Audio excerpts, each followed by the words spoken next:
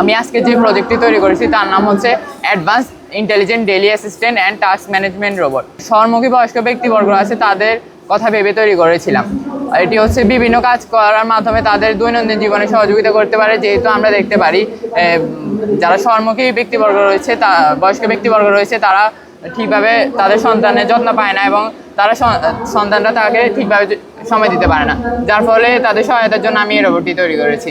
এই রোবটটি real time health monitoring করতে পারে এবং তা মোবাইলের মাধ্যমে দেখানো সম্ভব, এবং এটি রিমোট কন্ট্রোলের মাধ্যমে চলাচল করতে পারে। এছাড়াও এটি ভয়েস ইন্টারেকশন করতে পারে এবং হোম অটোমেশন করা সম্ভব করতে পারে।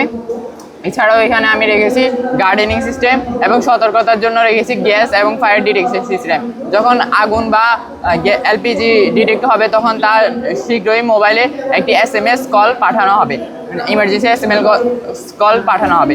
এছাড়াও এখানে রেখেছি আমি হচ্ছে মেডিসিন রিমাইন্ডার। সকল ক্ষেত্রে বয়সের মানুষের সামগ্রিক সহায়তা করা, কিন্তু বিশেষভাবে এটি যারা বয়স্ক ব্যক্তি রয়েছে তাদের জন্য বেশি হেল্পফুল হবে। আমি সামনে আরও অগ্রসর হতে চাই, এখানে আমি আরও অনেক কিছু অ্যাড করতে চাই যার মাধ্যমে মানুষের দৈনন্দিন জীবন সহজ হবে।